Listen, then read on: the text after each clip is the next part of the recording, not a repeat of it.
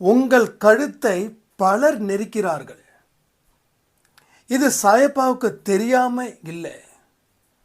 அவர் மௌனம் காக்கிறாரு. இதுதான் என் தலையெழுத்து அப்படின்னு ஒரு பொய்யான உண்மையை புரிஞ்சுக்கிட்டு இதுதான் மெய்யன்னு நினைச்சு வாழ்ந்துக்கிட்டு இருக்கிற உங்களுக்கு தான் இந்த அற்புதமான ஒரு பதிவு. ஆரம்பம் என்ன, முடிவு என்ன, பயணங்கள் எப்படிப்பட்டதுன்னு தெரியாமலே வாழ்ந்துக்கிட்டு இருக்கிறோம். ஆனால் இது தெரியப்படுத்துவது தான் இந்த பதிவுடைய மிக முக்கிய நோக்கமாக இருக்குது. இது உங்கள் தலையெழுத்தே இல்லை. நீங்கள் இதுதான் என் தலையெழுத்துன்னு நினச்சி உங்களை காயப்படுத்தி வாழும் வாழ்க்கையை விட சொல்வது தான் இந்த பதிவின் நோக்கம். கடவுளுடைய விருப்பம் என்னன்னு தெரியுமா? உங்கள் விருப்பம் எப்படிப்பட்டதுன்னு தெரியுமா? உங்கள் விருப்பத்துக்கும் கடவுள் விருப்பத்துக்கும் வானத்துக்கும் பூமிக்கும் இருக்கக்கூடிய தூரத்தை விட பெருசு. ஆனால் இந்த பதிவில் கேட்கும்போது எல்லாமே சாத்தியப்பட போகுது. உங்கள் வாழ்க்கையில் நடக்க இருக்கக்கூடிய ஒரு விஷயம் இனி நடக்கும். இது சத்திய வாக்கு.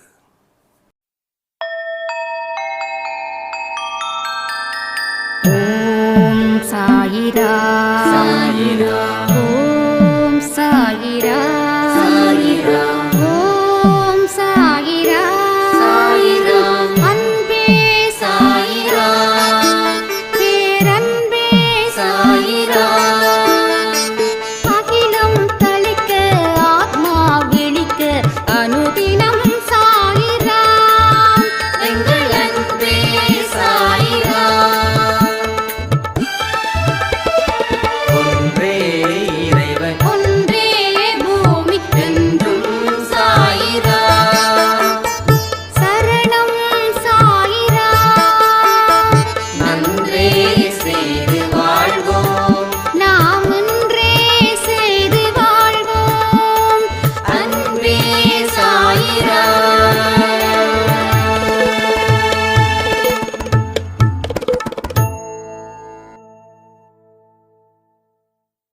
சாய்ரா, என் உயிரின் உயிரானவர்களே,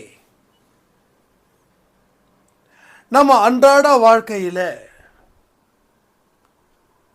நம்ம நிறைய பலன்களை இழந்து கொண்டே இருக்கிறோம். நல்ல பலன்கள் இருக்குதான்னு கேலண்டரில் போய் தேடுறோம். இருந்தால் சந்தோஷப்படுறோம். இல்லை வேறு ஏதாவது வார்த்தைகள் இருந்துச்சுன்னா கஷ்டமோ துக்கமோ அடைகிறோம். நம்முடைய நல்ல பலன்கள் கெட்ட பலன்கள் எங்கே இருந்து பிறக்குது, அது எதை வச்சு முடிவு செய்யுது அப்படின்றத நாம் தெரிஞ்சுக்கிறதே இல்லை. ஒரு கேலண்டரோ இல்லை நீங்கள் வச்சிருக்கக்கூடிய கட்டம் கட்டின புக்கோ உங்கள் எதிர்காலத்தை தீர்மானிக்குதுன்னு நினச்சி உங்கள் வாழ்க்கையை நீங்கள் வாழ்ந்துக்கிட்டு இருக்கீங்க. அப்போது எல்லா மனுஷனுக்கும் கெட்ட பலன்கள் ஏன் ஏற்படுது அப்படின்றத தெரிஞ்சுக்க வேண்டாமா? இனி உங்கள் வாழ்க்கையில் கேலண்டரோ இல்லை 40 பக்கம் நோட்டு புத்தகமோ தீர்மானிக்கப்படவில்லை. எது தீர்மானிக்குது, அதை நாம் இப்போ உறுதிப்படுத்தும் விதமாக வாழ்க்கையை மாற்ற போகிறோம். இந்த மாற்றத்தை எத்தனை பேர் ஆதரிக்கிறீங்க அப்படின்றத கமெண்டில் கமெண்ட் பண்ணுங்கள்.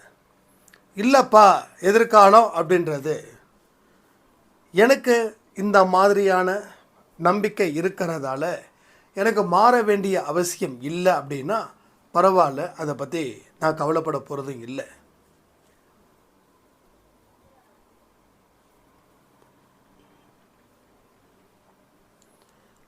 ஸோ நம்ம வாழ்க்கை இது வரைக்கும் என்ன அதிகமாக கொடுத்துருக்குது, கெட்டதை கொடுத்துருக்குதா, நல்லதை கொடுத்துருக்குதா? இப்போ கெட்டதை கொடுத்துருக்குதுன்னா அதுக்கு எப்படி மாத்துறதுன்றது தான் இந்த பதிவு. ஒரு பதிவுகளும் எதற்கு இப்படிப்பட்ட வித்தியாசமான முறையில் வருது அப்படின்னா, கடவுள் உங்களை நேசிக்கிறாரு, கடவுள் உங்களை அரவணைக்கிறாரு, கடவுள் உங்களை உயர்ந்த இடத்துக்கு கொண்டு போய் வச்சு உங்களை சந்தோஷப்படுத்தணும்னு நினைக்கிறார். அதுக்கு தான் நாம் என்ன தேடுறோமோ அதை கண்டெடுக்கிறோன்னு சொல்லுவாங்கல்ல, அதே போல தான் நாம் என்ன தேடணும் இனிமே அப்படின்றத பொறுத்து அது நமக்கு கிடைக்க போகுது. இனி என்னோட வாழ்க்கையில் நல்லது மட்டும்தான் நான் தேட போகிறேன்னு சொல்லி நீங்கள் முடிவு பண்ணிட்டீங்கன்னா அந்த நல்லதை மட்டும்தான் நீங்கள் தேடணும். உங்கள் வாழ்க்கையில் கடவுள் அத்தனை நல்ல பலன்களை கொடுத்து தான் இந்த பூமியில் நம்மளை படைச்சாருங்க. எப்போ இந்த நல்ல பலன்கள் அழிஞ்சது தெரியுமா? என்னைக்கு மனசில் கேடு கட்ட விஷயங்கள் முளைச்சதோ அன்னைக்கு அத்தனை நல்ல பண்புகளும் நல்ல ஒழுக்கமும் கெட்டு குட்டி செவரா போச்சு. நான் ரீசண்டாக ஒரு டாப் கிளாஸில் இருக்கக்கூடிய ஒரு மனுஷனை நான் சந்தித்தேன். டாப் கிளாஸ்னால் டாப்பர்ஸ் லிஸ்ட்டில் ஒரு படித்த யூனிவர்சிட்டியிலே ஃபஸ்ட்டு. அவர்கிட்ட சும்மா ஒரு ½ அன் ஹவர் பக்கம் பேசிக்கிட்டு இருக்கும்போது, நல்ல வேலை, நல்ல கஷ்டப்பட்டு படித்தாங்க, மிடில் கிளாஸ்க்கு கீழே, லோயர் மிடில் கிளாஸ் கஷ்டப்பட்டு படித்தாங்க. அம்மா அப்பா தன்னுடைய மகனை அவ்வளோ அருமையாக படிக்க வச்சாங்க. நல்ல வேலையும் அந்த பையனுக்கு கிடைச்சிது. இதுவரைக்கும் வாழ்க்கையில் எந்த பிரச்சனையும் இல்லை. நல்ல வேலை கிடைச்சது, கை நிறைய சம்பாதிச்சாங்க, சேரக்கூடாத நண்பர்கள்கிட்டலாம் சேர்ந்தாங்க, காசு பழக்கம் அதிகமாக இருக்கக்கூடிய இடத்துல எல்லாம் அவங்க ஜாயின் ஆனாங்க. அதனுடைய விளைவு கெட்ட வாழ்க்கையை இந்த கடவுள் கொடுத்துச்சு. தினமும் மது, தினமும் சிகரெட், இன்னும் பல விஷயங்களால் அவர் கெட்ட குணத்தை ஜாஸ்தி எடுத்துக்கிட்டதால நல்ல குணங்கள், நல்ல திறமை, ஒழுக்கம் எல்லாமே அவரை விட்டுட்டு போயிடுச்சு. இன்னைக்கு அதில் இருந்து மீள முடியாத அளவுக்கு அவ்வளவு கஷ்டம், அவ்வளவு மன நெருக்கடி. தான் செய்வது தப்புன்னு நல்லாவே தெரியுது.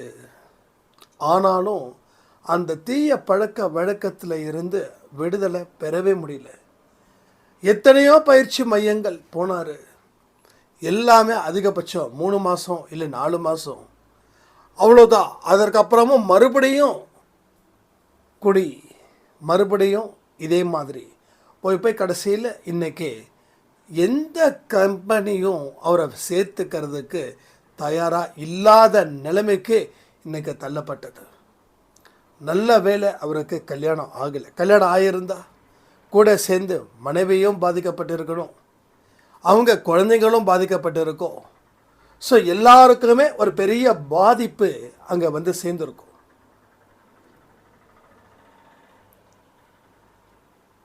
அப்போது அந்த நல்ல ஒழுக்கம், நல்ல பண்பு, நல்ல திறமை எங்கே கெட்டு போச்சு அப்படின்னா, நாம் எந்த ரூட்டில் போகிறோன்னு தெரியாமலே முக்கால்வாசி தூரம் போயிட்டோம்.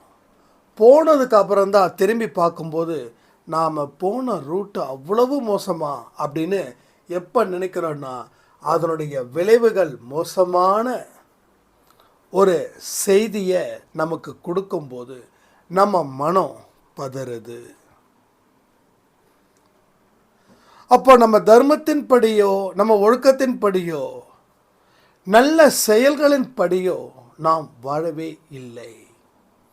அப்போ நம்ம வாழ்ந்து கொண்டிருக்கக்கூடிய வாழ்க்கையில் அத்தனையும் கெட்ட பண்புகள் 75%, நல்ல பண்புகள் 25%ஆகவும் குறைக்கப்பட்டது. அது அதிகரிக்கப்பட்டது.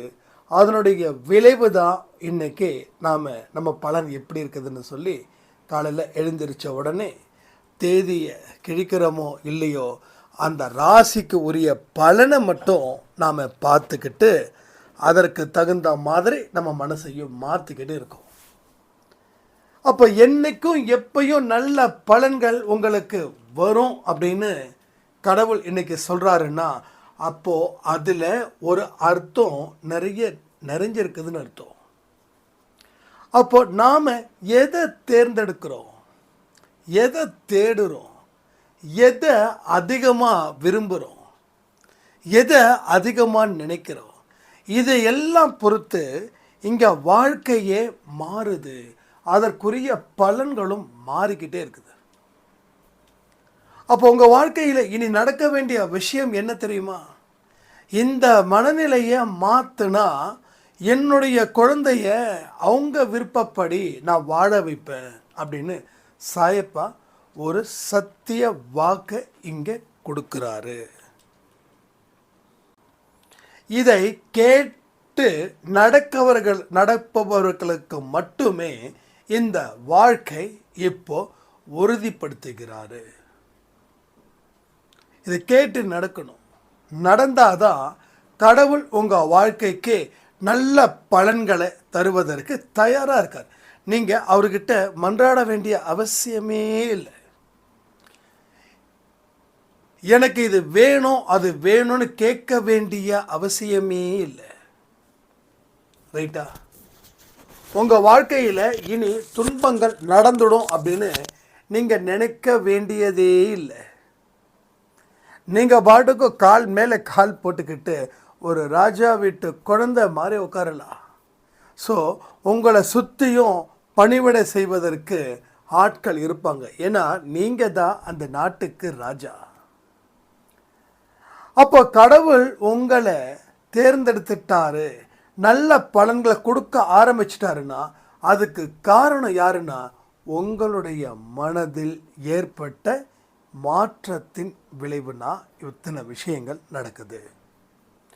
அப்போ இவ்வளவு நாள் நல்லது நடக்கலை அப்படின்னா அதுக்கு காரணமாக அமைஞ்சதே இந்த மாதிரியான பல விஷயங்கள் மூலமாகத்தான். அதாவது வாழ்க்கையை பற்றி பயப்படுறோம், கஷ்டப்படுறோம், துன்பங்கள் வருது, சோதனைகள் வருது, அது வருது, இது வருது, புலி வருது, மான் வருது, சிங்கம் வருது, தேள் வருது. இதை ஒரு நாளும் புது புது கதையாக சொல்லிக்கிட்டே இருந்தோம். கடவுள் சொல்கிறாரு, இனி புதிய கதையை நீ உருவாக்காத, நான் உனக்கு ஒரு கதையை உருவாக்குறேன். அந்த கதையில் நீ ஹீரோவாக இருக்கணும்னு நான் விரும்புகிறேன். ஆனால் நீ காமெடியன் ரோல் போடணும்னு சொல்லி நீ நினைக்கிற. ஹீரோக்கு தான் மதிப்பு, காமெடியனுக்கு மதிப்பு இருக்குது. ஆனால் கம்பேரிட்டிவ்லி ஹீரோக்கு இருக்கக்கூடிய மதிப்பை விட காமெடியனுக்கு மதிப்பு குறைவு.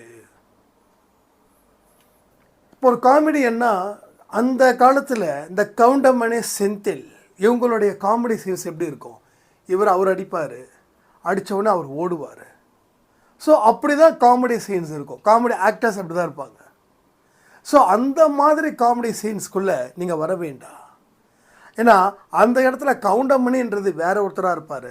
அந்த செந்தில் அப்படின்னு ஒரு ஆக்டிங் வருது இல்லையா, ஆக்டர் வராரு இல்லையா, அவரு தான் நீங்கள். அப்போ ஒருத்தர் உங்களை அடிச்சுக்கிட்டும் அதை அனுபவிச்சுக்கிட்டுமே இருப்பார்.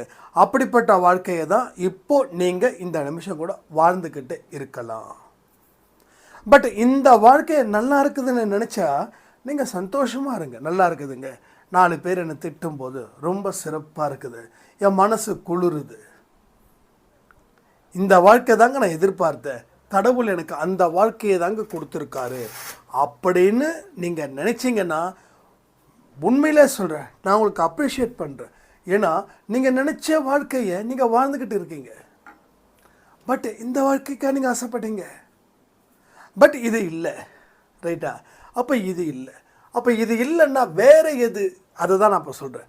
வேறு எதுன்னா ஒரு உயர்ந்த வாழ்க்கையை, அற்புதமான வாழ்க்கையை, பலரும் உங்கள் மேலே மரியாதை கொடுக்கணுன்ற வாழ்க்கையை தான் நீங்கள் வாழணும்னு விருப்பப்பட்டீங்க. ஆனால் இங்கே வாழ்ந்து கொண்டு இருக்கக்கூடிய வாழ்க்கையோ ஏடா குளமாக இருக்குது. இதை எங்கே சொல்கிறதுன்னு தெரியல. நிறைய பெண்கள் என்ன பண்ணுறாங்க, பெற்றவங்க கிட்ட நான் இப்படிப்பட்ட ஒரு வாழ்க்கையை தான் வாழ்கிறேன்னு சொல்லவே முடியல. ஏன்னா அவங்க வாழக்கூடிய வாழ்க்கை அவ்வளவு மோசமான ஒரு வாழ்க்கையாக இருக்குது. இப்படிப்பட்ட மோசமான வாழ்க்கையை வாழ்ந்து என்னுடைய அம்மாவையும் அப்பாவையும் கடும் மன நெருக்கடிக்கு ஆளாக்க தயாராக இல்லைன்னு சொல்லக்கூடிய பெண்கள் இங்கே நம்ம தமிழ்நாட்டில் ஏராளமாக இருக்காங்க. அப்போது இப்படியே இருக்கட்டும் அப்படின்னு நினச்சிங்கன்னா போதும், இப்படியே இருந்துட்டுங்க. ஆனால் இப்போ கடவுள் உங்களுக்கு நல்ல வாழ்க்கையை கொடுக்குறார். என்ன தெரியுமா?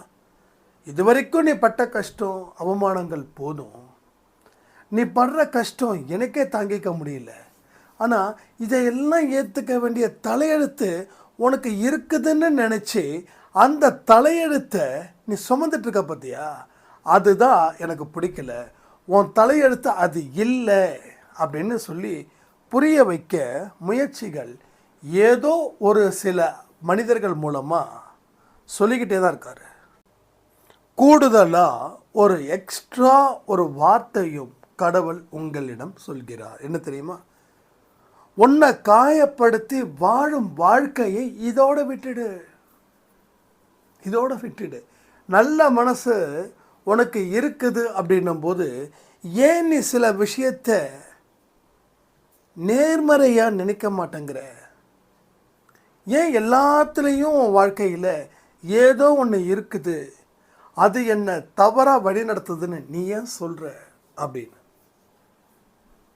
ஸோ ஒரு உயர்ந்த வாழ்க்கையை வாழ தகுதியானவராக நாம் இருக்கிறோமா இல்லையா?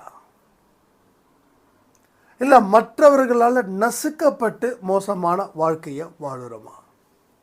இதுதான் என்னுடைய கேள்வி. இதற்கு பதில்களை கமெண்ட் மூலமாக சொல்லுங்கள். அப்போது ஒரு உயர்ந்த வாழ்க்கையை வாழணும், ஆனால் மற்றவர்களால் நசுக்கப்படுவது இல்லை. அப்போது ஏன் இந்த மாதிரியான சில விஷயங்கள் நம்ம வாழ்க்கையில் மோசமான பலன்களை கொடுக்குதுன்னா, நாம் என்னைக்கு நல்ல எண்ணங்களை வளர்த்ததை நிறுத்திக்கிட்டோமோ அன்னைக்கே மோசமான எண்ணங்கள் நம்மளை வாழ விடாமல் வழி பார்த்தது. அந்த வழி பார்த்ததன் விளைவுகள் தான் இப்பேற்பட்ட ஒரு மோசமான சூழ்நிலையை அது உங்களுக்கு அமைச்சு தருது. ஸோ ரீசன் இதுதான், வேறு ஒன்றுமே இல்லை. எது ரீசன்? இதான் ரீசன். ஸோ ஒரு விஷயங்களும் ஒரு நொடிகளும் உங்கள் வாழ்க்கையில் எதை கொண்டு போய் சேர்க்குதுன்றத நாம் இப்போ வரைக்கும் புரிஞ்சுக்கிட்டால் நமக்குள்ள ஒரு பயம் கலந்த ஒரு விழிப்புணர்வு வரும். நான் புரிஞ்சுக்கோங்க, பயம் கலந்த விழிப்புணர்வு. ஒவ்வொரு வார்த்தையை நல்லா கவனிங்க. விழிப்புணர்வு இருக்கணும். அது பயம் கலந்த விழிப்புணர்வுனா அது ஆரோக்கியமான விழிப்புணர்வுன்னு அர்த்தம். எனக்கு உடம்புல சுகர் வந்துடும் அப்படின்னு நான் நினைக்கிறேன், பயப்படுறேன். ஓகே, இப்போ விழிப்புணர்வோடு வரணும். அப்போது என் உடம்புல சுகர் வந்துடும்னா நான் எந்த மாதிரி சாப்பாடை சாப்பிடணும், நான் எந்த மாதிரியான வாழ்க்கை முறையை வாழணும். இங்கே சாப்பாடு மட்டும் விஷயம் கிடையாது. டயட்டை மெயின்டைன் பண்ணிட்டா சுகர் போயிடுமா? உடற்பயிற்சி, மனப்பயிற்சி, உணவு கட்டுப்பாடு, மனக்கட்டுப்பாடு எல்லாமே இங்கே தேவை.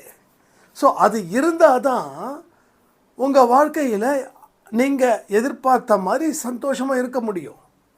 அப்போ பயம் கலந்த விழிப்புணர்வு இந்த இடத்துல நீங்கள் அப்ளை பண்ண ஆரம்பிச்சிட்டிங்கன்னா இப்போ இன்னும் சிறப்பாக செயல்படுவீர்கள். இன்னும் சிறப்பாக. இது பத்தாதுன்னு நினச்சிக்கோங்க. என்றைக்குமே இது சரி அப்படின்னு சொல்லி நாம் முடிவு பண்ணுறதே தப்பாக போயிடுது. இது சரின்னு சொல்லி நீங்கள் முடிவு பண்ணிட்டீங்கன்னா அது மிகப்பெரிய மோசமான விளைவுகளை அது ஏற்படுத்துது. என்னால் 100% அஷூர் பண்ண முடியும். நல்லா வாழ்ந்த ஒரு குடும்பம், சிறப்பாக வாழ்ந்த ஒரு குடும்பம், 10 பேர், இது உண்மையானது. எதுவுமே கற்பனை கலந்தெல்லாம் பேசலை. எத்தனையோ பேரை நான் மீட் பண்ணுறேன், எத்தனையோ பேர்கிட்ட வந்து மணிக்கணக்காக பேசுகிறேன். ரீசெண்டாக ஒரு ஊருக்கு போயிருக்கும்போது ஒரு 5 hours நான் பேசுகிறேன். 5 hours மொத்தம் 5 பேர், நான் அஞ்சு பேர் இருக்காங்க, அவங்க முன்னாடி 5 hours பேசுகிறேன். அப்போது அங்கே கற்றுக்கிட்டது என்ன அப்படின்னா, அந்த 5 பேரும் இதுதான் சரின்னு முடிவு பண்ணி ஒரு வாழ்க்கையை வாழ்ந்தாங்க. சரி, இது சரின்னு முடிவு பண்ணி வாழக்கூடிய வாழ்க்கை சரியாக தானே இருக்கணும். அப்போ ஏன் அங்கே அவ்வளவு குழப்பம், அவ்வளவு எதிர்மறை எண்ணங்கள் இருக்குதுன்னா, நீ சரின்னு முடிவு பண்ணதை தப்பாக போயிடுச்சு. நீ சரின்னு எதை முடிவு பண்ணியோ அது இங்கே தப்பாக போயிடுச்சு. அதனால் எதிர்மறை எண்ணங்கள் ஜாஸ்தியாக வந்து நிற்குது. அப்போ இன்றைக்கி அந்த குடும்பம் எந்த நிலைமையில் இருக்குதுன்னா, அடுத்த கட்ட முயற்சிகள் இன்னும் அதிகமாக செய்யணும், இன்னும் அதிகரிக்கணும். அது அதிகரித்தாதான் அந்த குடும்பத்துக்கு ஒரு விடுதலை கடவுள்கிட்ட இருந்து கிடைக்கும், சாத்தான்கிட்ட இருந்து கிடைக்கும். இல்லைன்னா அந்த சாத்தான் ஒரே அமுக்கிடும். நம்மளை அமுக்கிறதுல நிறைய பேர் இருக்காங்க. நாம் நினைக்கிறோம் 1-2 பேர் இல்லை. இதெல்லாம் ஒரு மோசமான எண்ணங்களை உற்பத்தி செய்கிறீங்களோ அது எல்லாமே உங்களை கழுத்தை நெரித்து கொண்டு இருக்கிறது. கழுத்தையே நெரிக்குது. கழுத்தை நெருக்குனா என்ன பிரச்சனைகள் வரும் யோசிச்சு பாருங்களேன். அப்போது இதில் இருந்து மெல்ல மெல்ல விடுபடணுமா இல்லையா? 10 பேர் உங்கள் கழுத்தை நெரிக்கிறாங்க அப்படின்னா நீங்கள் அதற்கு உடன்படுறீங்கன்னு அர்த்தம். உங்களுக்கு உடன்படலைன்னா என்ன பண்ணுவீங்க? அந்த 10 பேரோட கைகளை தளர்த்த நீங்கள் முயற்சி செய்வீங்களா இல்லையா? அப்போ அந்த முயற்சி ஏன் செய்யலை? அப்போ நீங்கள் 10 பேர் உங்களை அட்டாக் பண்ணுறாங்கன்னு நினைக்கிறீங்க. ஆனால் நீங்கள் அந்த விழிப்புணர்வோடு இருந்து அந்த 10 பேரோட கையை அகற்ற முயற்சி பண்ணால் ஒரு கை அகலுது, அடுத்தது 9 கை இருக்குது, அடுத்தது 8 இருக்குது, 7 இருக்குது. இப்போ கைகளே இல்லை. அந்த நிலைமைக்கு தான் இங்கே சாய்ப்பா உங்களுக்கு பல விதமான வாய்ப்புகளை வாரி வழங்குகிறார். ஆடி மாதம் அப்படின்னா தள்ளுபடி.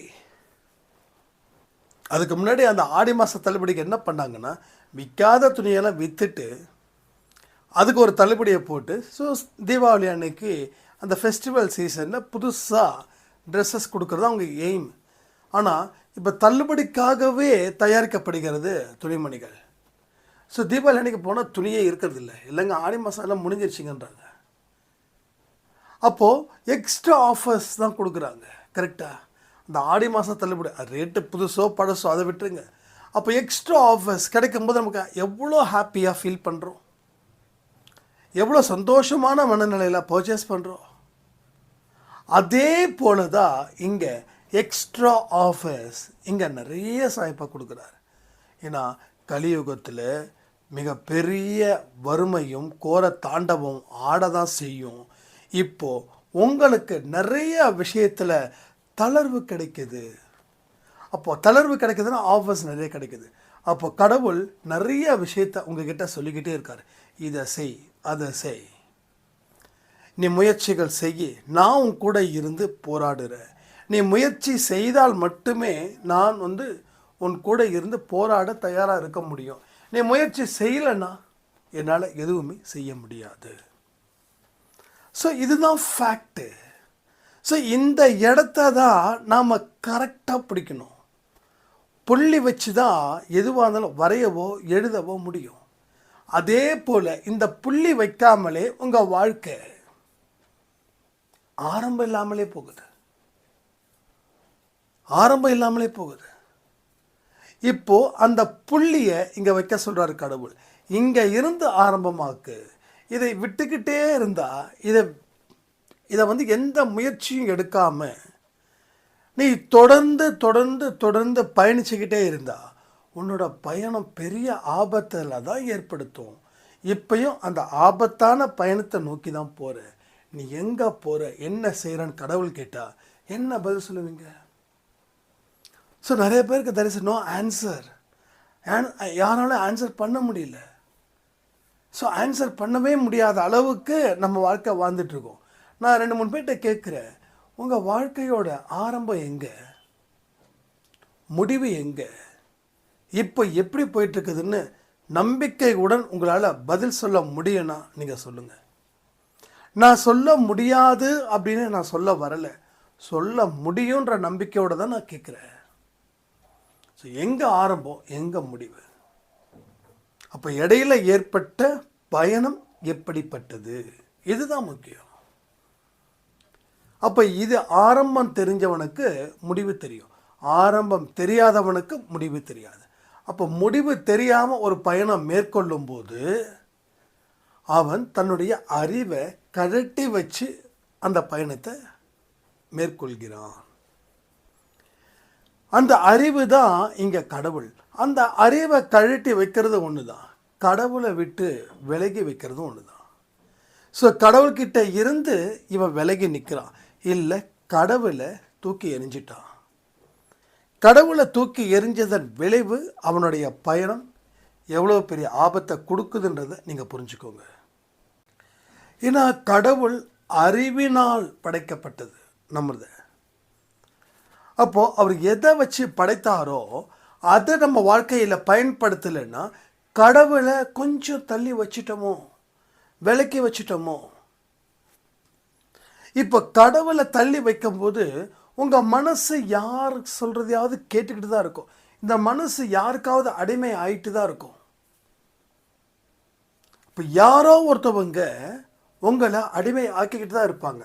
அப்போ கடவுள் உங்களை அடிமை ஆக்கிட்டா அதில் வளர்ச்சி, அதே மனிதன் உங்களை அடிமை ஆக்கிட்டா அது உங்களுக்கு வீழ்ச்சி.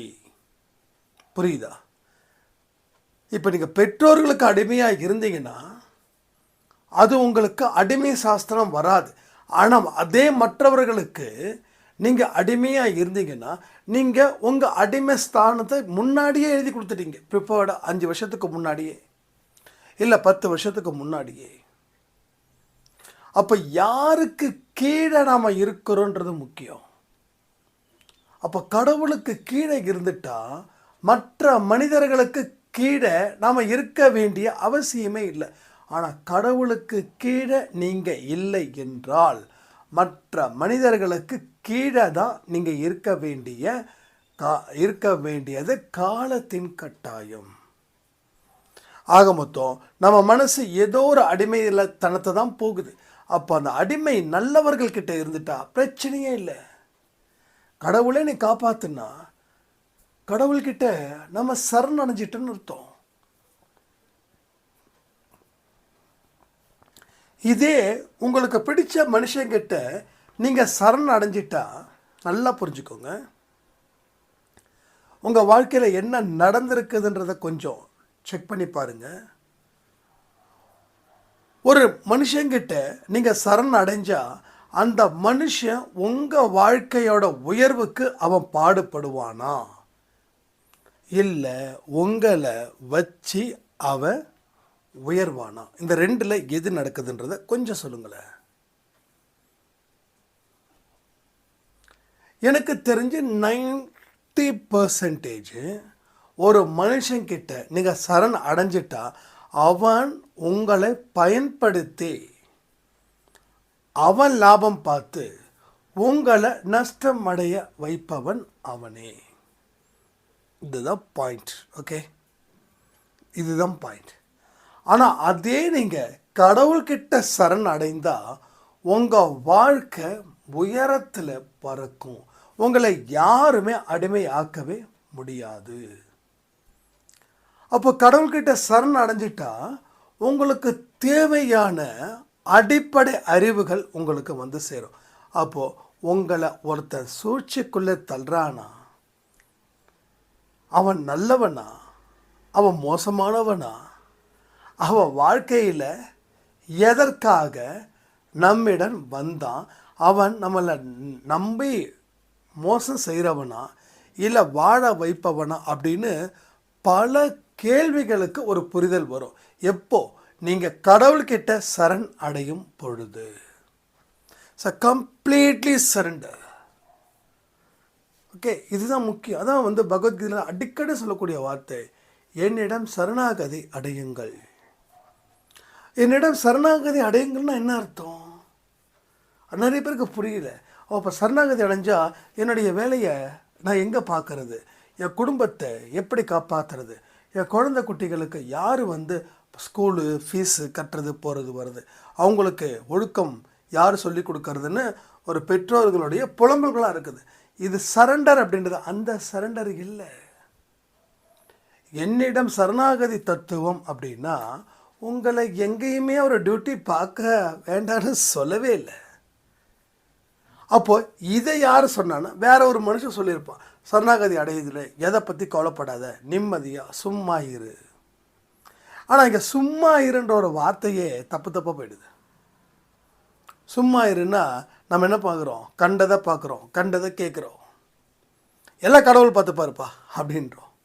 ஆனால் சரி, கடவுள் பார்த்துக்கிறான்னு நீ என்னப்பா பண்ணிகிட்ருக்கன்னா வாழ்க்கைக்கு உபயோகம் இல்லாத எல்லா விஷயத்தையும் செய்து கொண்டு இருக்கிறவர்கள் தான் பலர். ஸோ சரணாகதி தத்துவம் அப்படின்னா நீங்கள் இன்னமும் விழிப்புணர்வோடு இருக்க வேண்டும். இதுதான் பியோர் சரணாகதி. அப்போது நீ செய்ய வேண்டிய வேலைகளிலும் ஒரு சரணாகதி தத்துவம் இருக்குது. ஒரு வேலை செய்கிறன்னா அந்த வேலையாகவே நீ மாறிடு. என்கிட்ட ரீசெண்டாக சொன்னாங்க, இத்தனை ஆடியோஸ் கொடுத்துருக்கீங்களே, உங்களுக்கு கொஞ்சம் கூட போர் அடிக்கலையா அப்படின்னு. அப்போ நான் ஒரு விஷயம் சொன்னேன், நான் ஆடியோ கொடுக்காம இருந்தால் தான் எனக்கு போர் அடிக்கும் அப்படின்னு. அப்போது இங்கே ஒரு சரணாகதி தத்துவம் என்ன தெரியுமா, இது என்னுடைய வேலை, இந்த வேலையை நான் லாபத்தின் அடிப்படையில் இந்த வேலையை நான் செய்யலை. அப்போ எதன் அடிப்படையில் வேலை செய்கிறேன்னா கடவுளுக்கு செய்யக்கூடிய ஒரு முக்கியமான சேவையாக நான் நினைக்கிறேன். இப்போ இங்கே பேசும்போது கடவுள் எனக்கு கொடுத்ததை திருப்பி கடவுள்கிட்டயே நான் சொல்கிறேன், இதெல்லாம் எனக்கு நீ கொடுத்துருக்க, இதெல்லாம் நீ செஞ்சுருக்கன்னு. அப்போது கடவுள்கிட்ட நான் பேசுகிறது உங்களுக்கு கடவுள் எடுத்துகிட்டு போய் கொடுக்குறாரு, அவ்வளோதான். அப்போ உண்மையிலே அது போர் அடிச்சிருக்கும். எப்போ தெரியுமா, இதை ஒரு கமிட்மெண்ட்டாக ஒரு லாப நோக்கத்தோடு நான் செயல்படும் போது லாபம் பார்ப்பேன் தராசில், இதில் செஞ்சால் லாபமா அதில் செஞ்சால் லாபமா. அப்போது இதில் செய்கிறத விட இன்னொன்றில் செஞ்சால் லாபம்னு சொல்லி என்றைக்கும் இதை விட்டுட்டு போயிருப்பேன். ஆனால் லாப நோக்கத்தின் அடிப்படையில் நாம் செய்யலை. ஆனால் அதே கிருஷ்ணர் சொன்னது தான், கடமையை செய், பலனை எதிர்பாராதே. ஆனால் இன்றைக்கி இருக்கக்கூடிய மக்கள் பலனை எதிர்பார்த்து தான், ஒரு அரசியல் கட்சியாக இருக்கட்டும், ஒரு சினிமா நடிகராக இருக்கட்டும், ஒரு தொழில் அதிபராக இருக்கட்டும், இல்லை எந்த ஃபீல்டில் கூட இருக்கட்டும், நான் இவ்வளோ தூரம் படிச்சிருக்கேன், நான் இவ்வளோ சம்பாதிக்கணும். தோற்று போகிறதுக்கு காரணம் ஏன் தெரியுமா, ஒரு வட்டத்துக்குள்ளேயே சில பேர் ஏன் வாழ்ந்துட்டுருக்காங்கன்னா இவங்க இவ்வளோ தான் தெரியும். நான் டாக்டர் ஆகணும்ப்பா, நான் இவ்வளோ தூரம் செலவு பண்ணியிருக்கேன், நான் மாதம் இவ்வளோ சம்பாதிக்கணும் இப்படின்னு நினைக்கிறவங்க அந்த ஏரியாக்குள்ளேயே தான் இருப்பாங்க. ஆனால் அந்த டாக்டர் தொழில் மேலே இருக்கக்கூடிய ஒரு ஆர்வம், ஒரு மதிப்பு, ஒரு மரியாதை, ஒரு காதல், ஒரு டெடிக்கேஷன், இதெல்லாம் இருக்கிறவங்க பலன் எதிர்பார்க்க மாட்டாங்க. ஆனால் அவங்களுடைய உயர்வு எப்பேற்பட்டதாக இருக்கும் தெரியுமா. இப்போது தமிழ்நாட்டில் பேர் சொல்லிக்கிற மாதிரி ஒரு 10 டாக்டர் சொல்ல முடியும். அப்போ டாக்டர் படித்தவங்க அத்தனை பேரையும் நம்ம சொல்லிட முடியாது, ரைட்டா? 10 பேரை சொல்லலாம், இல்லை 20 பேரை சொல்லலாம். இப்போ உங்களுக்கு தெரிஞ்ச டாக்டர் சொல்லுங்களேன் பார்க்கலாம். ஆனால் உங்களுக்கு தெரிஞ்சவர் கிட்டத்தட்ட எல்லாருக்கும் தெரிஞ்சவர் மாதிரி இருக்கணும். எனக்கு தெரிஞ்ச ஒரு 5 பேர். டாக்டர் கார்த்திகேயன் ஒருத்தர் இருப்பார், அவர் ரொம்ப சூப்பர். அவருடைய இதெல்லாம் நான் நிறைய பார்ப்பேன், இந்த எக்ஸசைஸ் பண்ணி இதை பண்ணணும் அப்படின்னு.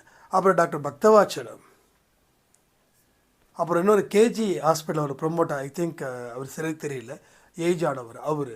இவங்கெல்லாம் பார்த்திங்கன்னா எல்லாருக்கும் தெரிஞ்சவங்க கிட்டத்தட்ட. அதுக்காக ஒரு நான் சொல்கிறேன்னா ஒரு 100 பேர் இருக்கிறாங்கன்னா அடுத்து 10 பேருக்காக தெரிஞ்சவங்க. அப்போ இவங்கெல்லாம் அந்த ஃபீல்டில் எப்படி வந்தாங்கன்னா ஒரு ஆர்வம், பலனை எதிர்பார்த்து வந்திருக்கிற மாதிரி எனக்கு தெரியல. ஒருவேளை பலனை எதிர்பார்த்து வந்திருக்கலாம், ஆனால் அதுக்கப்புறம் பலனை எதிர்பார்க்காமல் வாழ்ந்திருக்கலாம். அதனால் இப்படிப்பட்ட ஒரு ரீச்சபிளான ஒரு இடத்துக்கு அவங்க வந்தாங்க. இது உண்மை.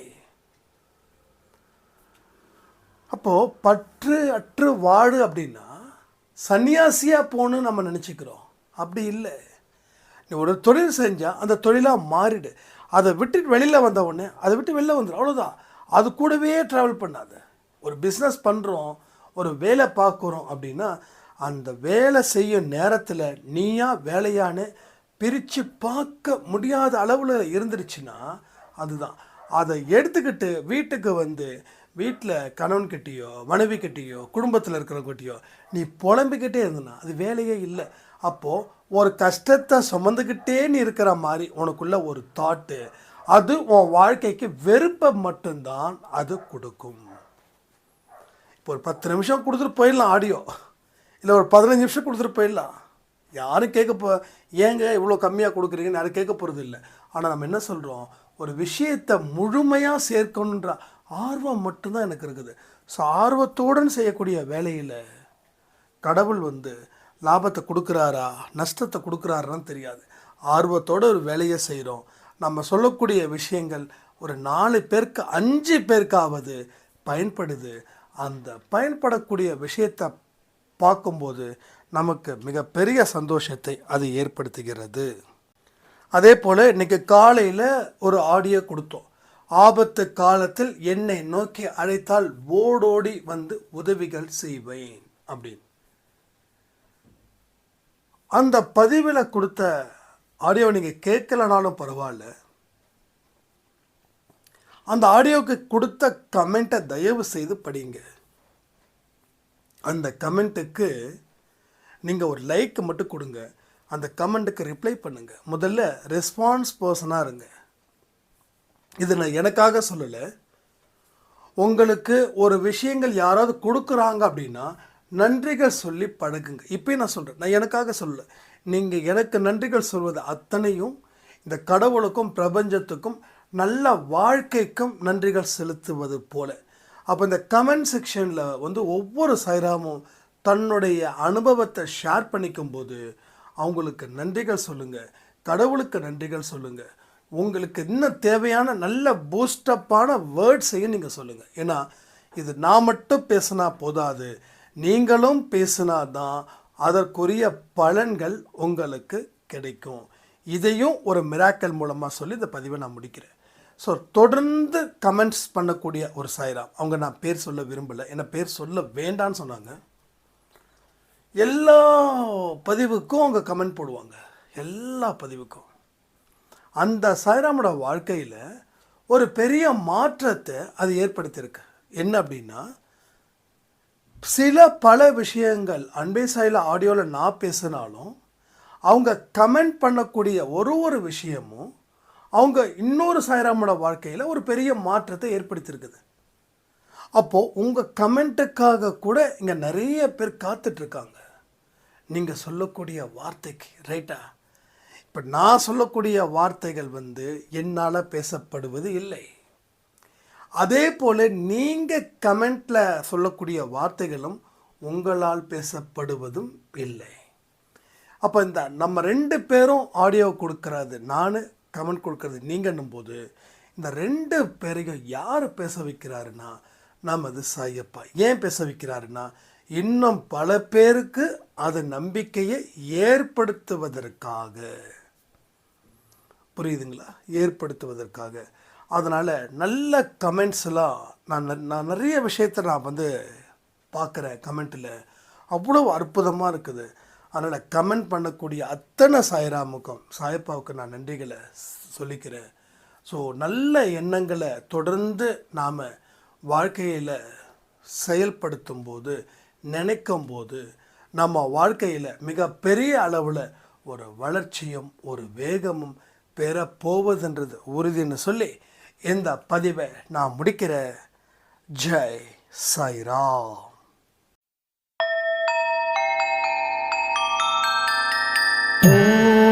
சாயிராம்.